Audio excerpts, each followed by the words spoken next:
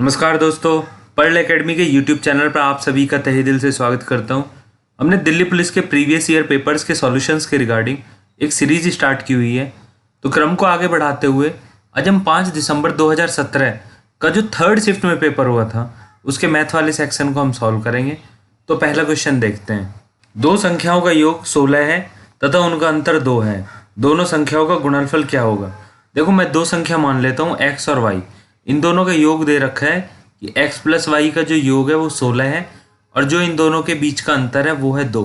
तो इन दोनों इक्वेशंस को हम सॉल्व करेंगे। y से y कैंसिल हो गया, 2x की वैल्यू कितनी आ गई 18 और x की वैल्यू आ गई 9।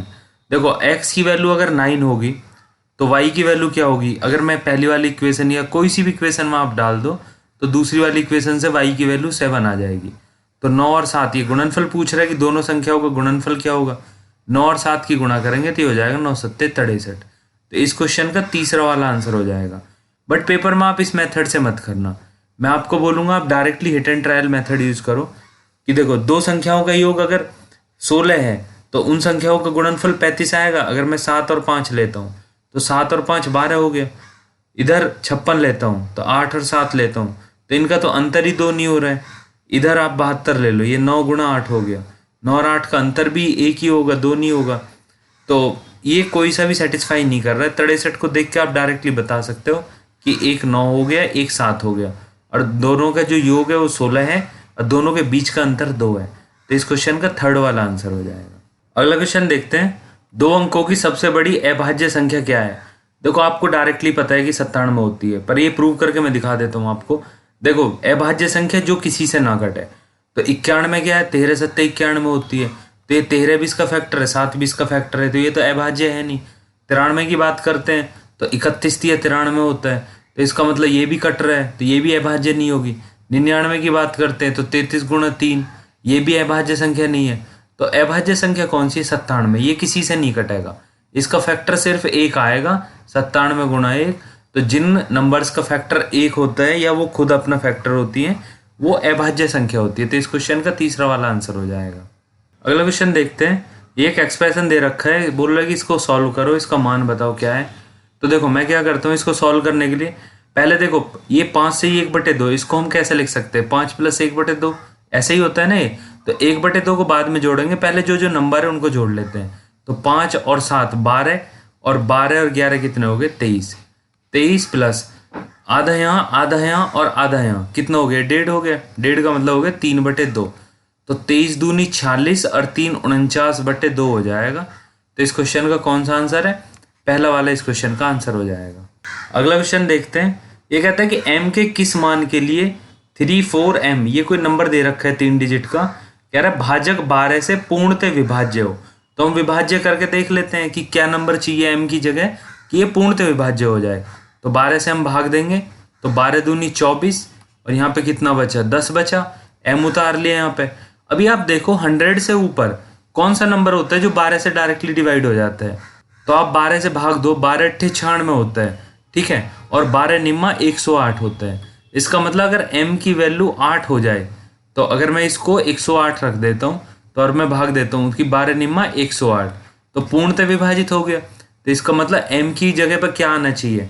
8 आना चाहिए। तो इस क्वेश्चन का तीसरा वाला आंसर हो जाएगा। अगला क्वेश्चन देखते हैं। ये एक एक्सप्रेशन दे रखा है, इसको सॉल्व करने के लिए बोल रहे हैं, तो मैंने ये इधर लिख लिया है। ऐसे क्वेश्चन हमेशा बॉड मास के मेथड से सॉल्व होते हैं।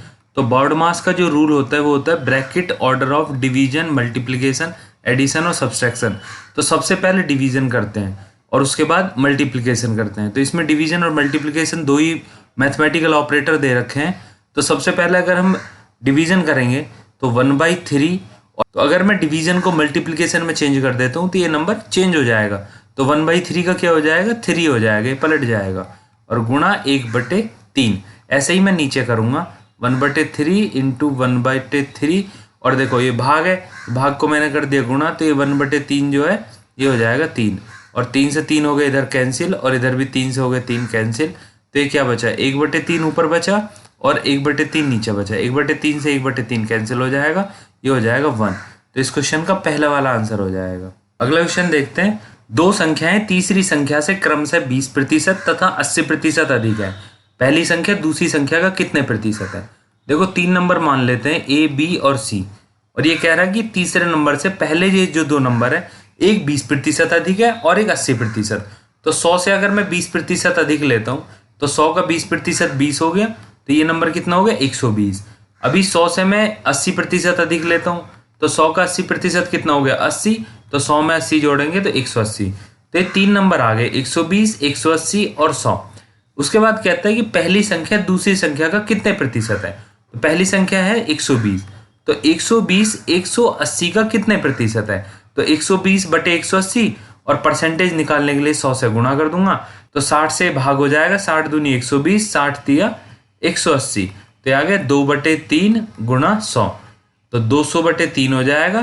3 से 200 में भाग दूंगा तो ये आ जाएगा 66.66%। तो पहली संख्या दूसरी संख्या का 66.66% है। तो इस क्वेश्चन का कौन सा आंसर हो गया, तीसरा वाला इस क्वेश्चन का आंसर हो जाएगा। अगला क्वेश्चन देखते हैं। x अनुपात y अनुपात z का ये अनुपात दे रखा है 3, 5, 8, और एक इक्वेशन दे रखी है 9y - 2x + z बराबर 141। तो y का मान बताओ।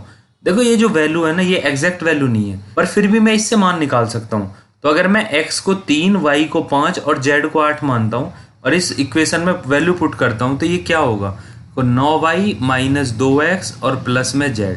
इस इक्वेशन में मैंने ये वैल्यू पुट कर दी। ये एग्जैक्ट वैल्यू तो नहीं है, पर फिर भी मैं पुट करता हूँ। तो y की वैल्यू 5 दे रखी है, तो ये हो गया 9 × 5 = 45। x की वैल्यू 3 दे रखी है, तो ये हो गया 2 × 3 = 6, और z की वैल्यू कितनी है 8 दे रखी है। तो 45 में से 6 गए 39, और 39 में 8 जोड़े तो ये हो गया 47। तो इस इक्वेशन की वैल्यू आ गई 47। बट देखो क्वेश्चन में क्या दे रखा है, इसकी वैल्यू दे रखी थी 141। इसका मतलब 47 को 141 करने के लिए 3 की गुणा करनी पड़ेगी, तब 141 होगा। इसका मतलब हो गया कि जो भी वैल्यू रेशियो में दे रखी थी, अगर उनको एग्जैक्ट वैल्यू निकालनी है आपको, तो उनमें 3 की गुणा करनी होगी। जैसे x, y और z ये रेशियो दे रखे थे 3, 5 और 8। ये पूछ रहा है y की वैल्यू, तो y की वैल्यू में 3 की गुणा कर दो, तो 15 y की एग्जैक्ट वैल्यू हो जाएगी। अगर x की निकालनी है तो यहाँ भी 3 से गुणा कर दो, तो 9x की वैल्यू हो जाएगी एग्जैक्ट। तो इसमें भी 3 से गुणा कर दो, तो 24 z की एग्जैक्ट वैल्यू हो जाएगी। अब ये एग्जैक्ट वैल्यू का अगर आप पुट करोगे तो ये 141 ही आएगा, पर इतना बड़ा करने की जरूरत नहीं है। सिर्फ उसने y का पूछा था, तो y की वैल्यू में मल्टीप्लाई करके आप बता दो, तो ये कितना होगा 5 × 15। तो y की वैल्यू कितनी होगी, पहला वाला आंसर हो जाएगा 15। अगला क्वेश्चन देखते हैं। प्रथम 11 अभाज्य संख्याओं का औसत क्या होगा। तो औसत निकालने से पहले मेरे को उनका योग निकालना पड़ेगा, और उससे भी पहले 11 अभाज्य संख्या देखनी होंगी कौन कौन सी होती है। तो प्रथम अभाज्य संख्या होती है 2, 3, 5, 7, 11, 13, 17, 19, 23, 29 और 31। ये पहली 11 अभाज्य संख्या हो गई। तो पहले तो मेरे को इनका योग निकालना होगा, तो सबको मैं जोड़ देता हूँ, और जोड़ने के बाद ये कितना आ जाएगा हम देख लेते हैं। अभी मैंने इन सबको जोड़ा और जोड़ने के बाद ये आ गया 160। तो औसत का फॉर्मूला क्या होता है, औसत बराबर होता है योग बटे संख्या, जितनी भी ये संख्या है टोटल। तो देखो योग हमने निकाला भी, योग कितना है 160, और ये संख्याएं कितनी है, ये 11 संख्या है। तो 11 से 160 में हम भाग दे देंगे, ये आ जाएगा 14.54। तो इस क्वेश्चन का कौन सा तीसरा वाला आंसर हो जाएगा 14.54। अगला क्वेश्चन देखते हैं। 9500 रुपये की एक राशि 4.5% प्रति वर्ष की दर से कितने समय में साधारण ब्याज पर 17,622.5 रुपये हो जाएगी। देखो इसमें प्रिंसिपल क्या दे रखा है 9500 रुपये, और ये जो 17,622 रुपये दे रखी है ये है मिश्र धन। तो मिश्र धन से अगर मेरे को सिंपल इंटरेस्ट निकालना है कि भाई सिंपल इंटरेस्ट मेरा कितना लगा, तो मिश्र धन जो होते हैं जिसको हम अमाउंट बोलते हैं, उसमें से प्रिंसिपल को माइनस कर देते हैं। कैसे, 17,622.5 में से 9500 को हटा देंगे, क्योंकि 9500 में जो ब्याज मिला था 4.5% की दर से, उसको जोड़ दिया और ये 17,622.5 आ गया। तो इसमें से इसको घटा लेंगे तो सिंपल इंटरेस्ट मेरे को पता चल जाएगा, आएगा 8122.5। ये सिंपल इंटरेस्ट आ गया। अब सिंपल है, रेट ऑफ इंटरेस्ट दे रखा है आपको कितना है 4.5%, और उसके बाद टाइम पूछा है आपसे, तो टाइम ये तो ये सिंपल इंटरेस्ट का मैं फॉर्मूला लगा देता हूँ। सिंपल इंटरेस्ट का फॉर्मूला होता है PRT/100। तो सिंपल इंटरेस्ट की वैल्यू कितनी है 8122.5, प्रिंसिपल दे रखा है 9500, रेट ऑफ इंटरेस्ट आपको दे रखी है 4.5, टाइम आपसे पूछ रहा है कितना लगेगा, और बटे में आ गया 100। 2 जीरो से 2 जीरो कैंसिल हो जाएंगी और टी की वैल्यू आ जाएगी 8122.5 और बटे में आ जाएगा 95 गुणा 4.5। इसको हम सॉल्व कर लेंगे तो टी की वैल्यू आ जाएगी 19 वर्ष। तो इस क्वेश्चन का कौन सा आंसर आ जाएगा? तीसरा वाला इस क्वेश्चन का आंसर हो जाएगा। अगला क्वेश्चन देखते हैं। एक वस्तु 169 रुपए में बेचकर एक व्यक्ति 30% लाभ कमाता है। 40% का लाभ प्राप्त करने के लिए उसे अपना विक्रय मूल्य कितने प्रतिशत से बढ़ाना चाहिए? तो मैं मान लेता हूँ कि 100 रुपये है सीपी और उस पर क्या किया उसने 30% का लाभ कमाया। 30% का लाभ कमाया तो कितना हो गया 130। और ये क्या कह रहा है कि 130 की वैल्यू कितनी दे रखा है? 169 दे रहा है 130 की वैल्यू। तो 130 की वैल्यू कितनी है? 169। और ये मांग कितने की रहा है? ये कह रहा है कि 40% का फायदा होना चाहिए। तो 40% की वैल्यू कितनी हो जाएगी? 140। तो अगर 130 की वैल्यू 169 है तो 140 की वैल्यू कितनी होगी? तो 169 बटे 130 और गुणा में 140। अब देखो यहाँ 13 से 169 चला जाएगा 13 बार और 0 से 0 कैंसिल होगी। 13 की 14 में गुणा हो जाएगी, तो 13 की 14 में गुणा होगी तो ये कितना हो जाएगा 182। मतलब अब ये क्वेश्चन क्या पूछ रहे हैं कि इसे कितना अपना विक्रय मूल्य कितने प्रतिशत से बढ़ाना होगा। तो 169 से इसने 182 कर दिया। 30% था पहले और अब कितना हो गया विक्रय मूल्य में जो प्रॉफिट हुआ 40%। तो इसने 10% बढ़ाया। तो कह रहा है विक्रय मूल्य में कितना बढ़ा? तो 169 से 182 में कितना फर्क आया? 13 का फर्क आया। तो 13 का फर्क आया मतलब 13 इंक्रीज हुआ। और किस पे इंक्रीज हुआ? 169 पे। तो 13 बटे 169 और इसको परसेंटेज में कन्वर्ट करने के लिए 100 से गुणा कर देंगे। 13 से 169 जाएगा 13 बार। तो 13 से जब हम 100 में भाग देंगे तो ये हो जाएगा 7.69। तो इस क्वेश्चन का कौन सा आंसर हो जाएगा? दूसरा वाला इस क्वेश्चन का आंसर हो जाएगा। आपको इतना बड़ा नहीं करना है। आपको डायरेक्ट अगर इसका कंसेप्ट पता है तो आपको सिर्फ इतना करना पड़ेगा कि भाई 169 जो है ये 130 की वैल्यू है, आपको 140 की वैल्यू निकालनी है। तो यहाँ से आ जाएगा 182। 169 से 182 कितना बढ़ा है? तो 13 बढ़ा है। तो 13 बटे 169 गुणा 100। यहाँ से आप 13 से इसको कैंसिल कर लोगे 13 बार और 13 से भाग दोगे तो हो जाएगा 7.69। इस क्वेश्चन का डायरेक्टली भी आंसर आ जाएगा। ये मैंने इतना बड़ा इसलिए बताया कि आपको कंसेप्ट क्लियर हो जाए। अगला क्वेश्चन देखते हैं। एक व्यापारी अंकित मूल्य पर 30% की छूट देता है। यदि वह 17% का लाभ कमाना चाहता है तो वह अपनी वस्तु को कितने प्रतिशत अधिक पर अंकित करे? देखो ये क्वेश्चन बहुत ही अच्छा क्वेश्चन है और मोस्टली हर पेपर में ही आता है और बहुत ही सिंपल क्वेश्चन है। आप इसको किसी भी बेसिक और कुछ भी जानने की जरूरत नहीं है आपको। अगर क्वेश्चन में प्रॉफिट दे रखा है या लॉस दे रखा है और एक डिस्काउंट दे रखा है, अगर ये दो चीज दे रखी है तो आपको कैसे क्वेश्चन करना है? आपको क्वेश्चन ऐसे करना है कि आपको सीपी और एमआरपी की डायरेक्टली वैल्यू आ जाएगी। कैसे आएगी? देखो सीपी जो होता है वो होता है 100 माइनस डिस्काउंट परसेंटेज जो भी है, और एमआरपी होता है 100 प्लस अगर प्रॉफिट है तो प्रॉफिट परसेंटेज जो भी है। तो 100 माइनस, और ये डिस्काउंट कितना दिया इसने 30% का, तो 100 में से 30 माइनस कर देंगे और 17% का प्रॉफिट था तो 100 में 17 ऐड कर देंगे। तो सीपी कितना आ गया 70 रुपये और एमआरपी आ गया 117 रुपये। अब क्वेश्चन ये पूछ रहा है जो वो आप बता दो बड़े प्यार से। ये कह रहा है कि अपनी वस्तु को कितने प्रतिशत अधिक पर अंकित किया। तो 70 रुपये की चीज थी और एमआरपी कितना अंकित किया उसने 117 रुपये। तो कितना ज्यादा हुआ? तो 117 में से 70 घटा लेंगे भाई, 47 रुपये अधिक अंकित किया इसने। तो 47 रुपये अधिक अंकित किया और किससे ज्यादा अधिक अंकित किया? किस पे निकाल रहे हैं? सीपी पे ही निकाल रहे हैं ना। तो 47 बटे 70 और गुणा कर देंगे 100 की, जिससे कि हम परसेंटेज में निकाल लें। तो यहाँ से क्या होगा 0 से 0 कैंसिल हो जाएगी और 7 का भाग दे देंगे 470 में, ये भाग देंगे तो यहाँ से आंसर कितना आ जाएगा? ये आ जाएगा 67.14%। तो इस क्वेश्चन का कौन सा आंसर होगा? तीसरा वाला इस क्वेश्चन का आंसर हो जाएगा। अगला क्वेश्चन देखते हैं। एक त्रिभुज की 3 भुजाओं का अनुपात 5:5:8 है। यदि त्रिभुज का क्षेत्रफल 12 सेंटीमीटर स्क्वायर है तो समान भुजाओं की लंबाई क्या होगी?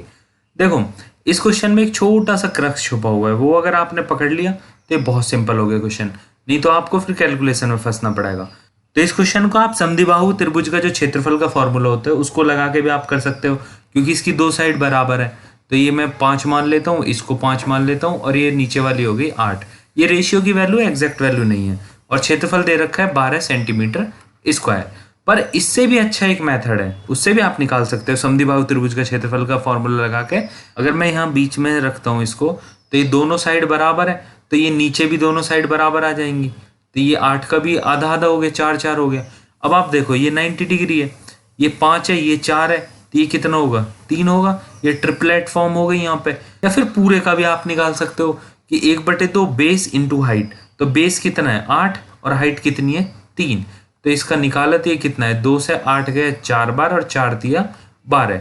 अभी देखो जो आपने एरिया निकाला और जो क्वेश्चन में दे रखा था एरिया, इन दोनों में क्या रिलेशन है, कोई रिलेशन नहीं है। गुणा 1 कर दो, मतलब जो वैल्यू इसने दे रखी थी वो सही है वैल्यू, किसी भी फैक्टर से मल्टीप्लाई करने की कोई जरूरत नहीं है। जो वैल्यू है वो सही दे रखी है उसने। तो ये क्या पूछ रहा है, समान भुजाओं की लंबाई बताओ। तो समान भुजा कितनी दे रखी थी, 5 दे रखी थी, तो इस क्वेश्चन का आंसर भी 5 ही हो जाएगा। तो पहला वाला आंसर हो जाएगा इसका। अगला क्वेश्चन देखते हैं। एक व्यक्ति आधी यात्रा 35 किलोमीटर प्रति घंटे की गति से तथा शेष 65 किलोमीटर प्रति घंटे की गति से तय करता है। यदि वह 10 घंटे के लिए यात्रा करता है तो उसने 35 किलोमीटर प्रति घंटे की गति से कितने घंटे की यात्रा की होगी। देखो इसने कोई डिस्टेंस ट्रेवल करी और इसमें आधी आधी डिस्टेंस ट्रेवल करी। मान लो ये डी थी और ये भी डी थी। ये इसने ट्रेवल करी 35 किलोमीटर पर आवर की स्पीड से, और ये वाली ट्रेवल करी इसने 65 किलोमीटर पर आवर की स्पीड से। और इसको जो टोटल टाइम लगा शुरू से लेकर लास्ट तक वो कितना लगा, 10 घंटे लगा। तो करने के तो बहुत सारे तरीके हैं, बिल्कुल सिंपल तरीका बताता हूँ कि देखो पहली जो डिस्टेंस थी, मैं मान लेता हूँ कि पहली वाली डिस्टेंस जो डी है उसको ट्रेवल करने में टी टाइम लगा, तो दूसरी वाली को 10 - टी लगेगा। ऑब्वियस सी बात है कि अगर टोटल 10 घंटे लग रहे हैं तो बची हुई को 10 - टी लगेगा। और तो पहली डिस्टेंस मैं निकालता हूँ, कैसे निकलेगी, तो दूरी बराबर चाल गुणा समय, तो 35 टी हो गया। दूसरी वाली डिस्टेंस निकालता हूँ तो वो कितनी होगी 65, और ब्रैकेट में आ गया 10 - टी। अब देखो ये दोनों डिस्टेंस बराबर, उसने खुद बोला आधी आधी दूरी उसने जो ट्रेवल की है, तो ये दोनों बराबर है तो बराबर रख देंगे इनको। तो 35 टी बराबर 65 और 10 - टी। यहाँ से क्या होगा, ये 35 टी हो गया, और इधर से जब गुणा करेंगे तो ये हो जाएगा 650 और माइनस में हो गया 65 टी।